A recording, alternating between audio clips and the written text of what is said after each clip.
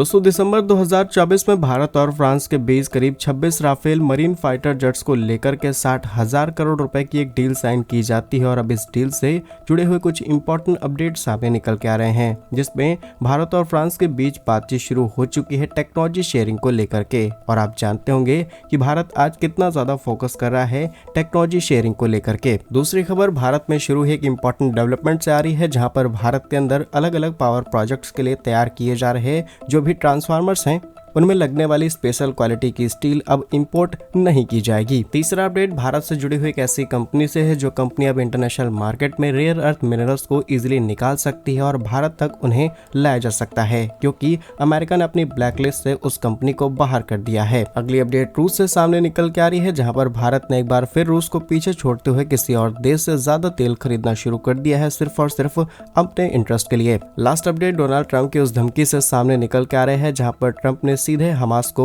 Warning दे दी है और अगर ट्रंप की ये बात नहीं मानी गई तो डेफिनेटली मिडिल ईस्ट में एक बार फिर नया कॉन्फ्लिक्ट शुरू हो सकता है। तो आइए आज की इस वीडियो में पांचों इंपॉर्टेंट अपडेट डिटेल्स में आपको बताते हैं। यदि आपको हमारी ये न्यूज सीरीज पसंद आ रही है तो आज के इस वीडियो को लाइक और चैनल को सब्सक्राइब जरूर कीजिएगा। सबसे पहले राफेल मरीन से आ रही अपडेट की बात की जाए तो फ्रांस के कैरियर स्ट्राइक ग्रुप के कमांडर रियर एडमिरल जैक ने कहा कि अब भारत के साथ ही जो 26 राफेल मरीन लड़ाकू विमानों को लेकर के डील थी, अब इसे फाइनल रूप देने का समय आ चुका है। अगर अब भी इस डील को फाइनल स्टेज पर नहीं ले गए तो डेफिनेटली डिलीवरी में बहुत ज्यादा डिले देखने को मिलेगा। इसके अलावा लास्ट ईयर यानी कि दिसंबर 2024 में जब इससे जुड़े हुए कुछ अपडेट सामने निकल के आते हैं तब पता चलता है कि ये डील 60,000 करोड़ को पार कर चुकी है। दैट मींस कि जिस वैल्यू पर भारत और फ्रांस के बीच इस डील को साइन किया गया था, इसमें फ्रांस ने पैसे बढ़ाने की कोशिश की। वैसे तो भारत ने प्रेशर बनाते हुए इस डील में एक्चुअल अमाउंट को कम करने में काफी कोशिश की, लेकिन एक और कोशिश शुरू की गई है, दैट इज टेक्नोलॉजी शेयरिंग। और फ्रांस के लिए काम काफी ज्यादा आसान हो सकता है बिकॉज भारत के अंदर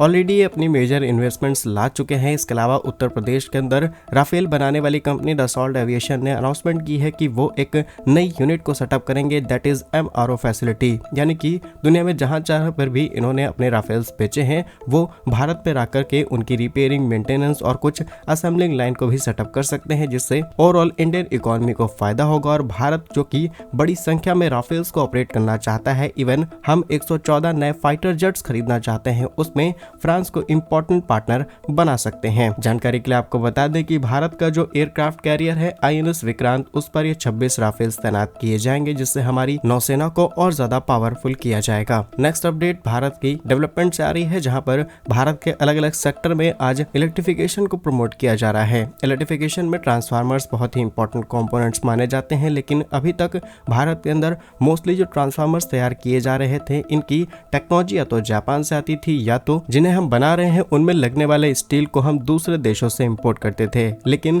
बीते सोमवार को स्टील मंत्री HD कुमारस्वामी ने अनाउंसमेंट करते हुए बताया कि अब स्टील प्रोडक्शन स्पेशली ट्रांसफार्मर वाले स्टील को लेकर के PLI स्कीम 1.1 लॉन्च की गई है। That is very big step कि अब भारत की स्टील इंडस्ट्री स्पेशल कैटेगरी के स्टील्स को बनाएगी जिसका ट्रांसफार्मर्स में इस्तेमाल किया जाएगा। और ऐसा पहली बार नहीं है, इससे पहले करीब 2 साल पहले खबर सामने निकल के आती है कि भारत के पास उस क्वालिटी के कंटेनर्स नहीं है जिन्हें शिप्स पर लोड किया जाए, और स्पेशली वो कंटेनर्स जिन्हें एज अ कोल्ड फ्रीजर बनाया जा सकता है, उस क्वालिटी के कंटेनर्स हम नहीं बना पा रहे थे। उसके बाद टाटा और बड़े बड़े प्लेयर्स को एक साथ मिलाया जाता है, PLI स्कीम लॉन्च की जाती है और हाई ग्रेड के स्टील को हम प्रोड्यूस करना शुरू करते हैं। देन अब भारत उस हाई क्वालिटी कंटेनर को भी बनाना शुरू कर चुका है। साथ ही इस स्टील कैटेगरी में जिस 1.1 स्कीम को लॉन्च किया गया है, इससे करीब 3 साल पहले 1.0 स्कीम को लॉन्च किया गया था, जो कि cold rolled grain oriented steel थी। इसमें 8 प्रकार के स्पेशल कैटेगरी के स्टील्स भारत को तैयार करने थे, लेकिन कोई भी कंपनी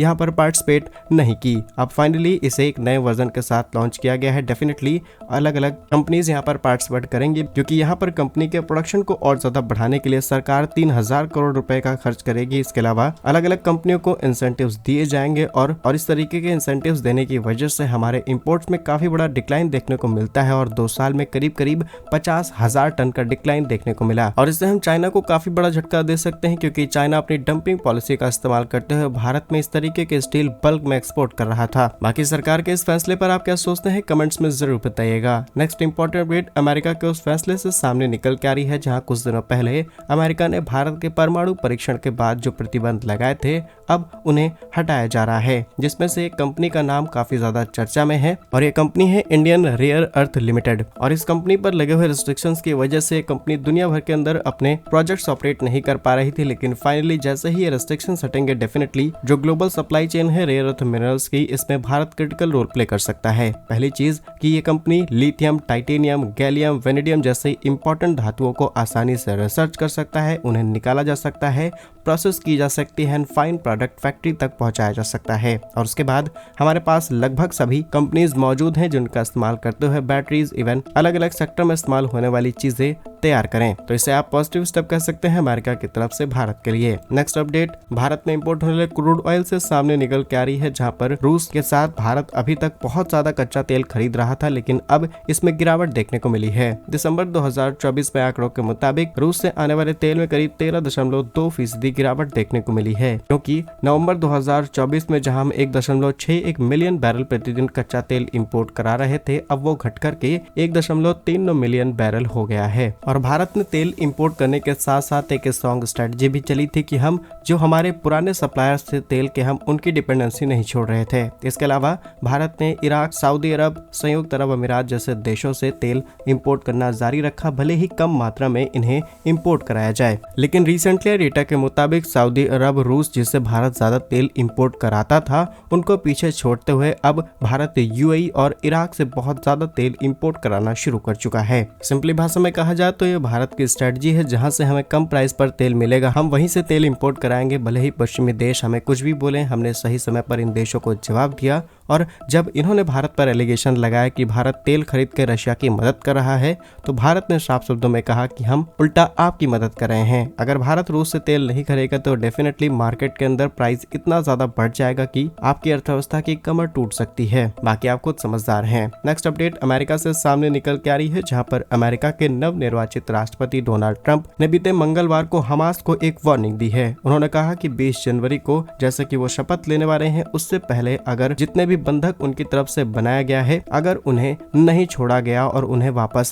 नहीं भेजा गया, तो डेफिनेटली मेरी शपथ ग्रहण करने के बाद मिडिल ईस्ट में सब कुछ बिगड़ जाएगा। और अगर क्लियर शब्दों की बात की जाए तो डोनाल्ड ट्रंप ने कहा कि यह हमास के लिए अच्छा नहीं होगा, और सच कहूं तो यह किसी के लिए अच्छा नहीं होगा। सब कुछ बर्बाद हो जाएगा, मुझे और कुछ कहने की जरूरत नहीं है, लेकिन यही होगा। बाकी आपको समझदार है कि हमास और इजराइल के बीच जिस तरीके का कॉन्फ्लिक्ट हमें देखने को मिला है, ये कॉन्फ्लिक्ट अभी भी नहीं रुका। अभी भी छोटे मोटे हमले यहाँ पर देखने को मिलते हैं, और कई बार ये हमले इतने ज्यादा बड़े हो जाते हैं जिसमें बहुत ज्यादा नुकसान देखने को मिलता है। अब अमेरिका जो कि खुली सपोर्ट करता है इजराइल को, और इजराइल को सपोर्ट करने के लिए या फिर कहें अपनी जियोपॉलिटिकल कंडीशन और मिडिल ईस्ट के अंदर अपनी पावर को मजबूत करने के लिए इजराइल को सपोर्ट किया जाता है। तो भले ही इससे लग सकता है कि अमेरिका इजराइल की मदद कर रहा है, लेकिन असली मकसद मिडिल ईस्ट में अपने आप को मजबूत करना है। क्या कुछ सोचते हैं आप अमेरिका की नीतियों के बारे में? कमेंट्स में जरूर बताइए। भारत कैसे ही वीडियोस पाने के लिए वीडियो को लाइक, चैनल को सब्सक्राइब जरूर कीजिए। वंदे मातरम, भारत माता की जय।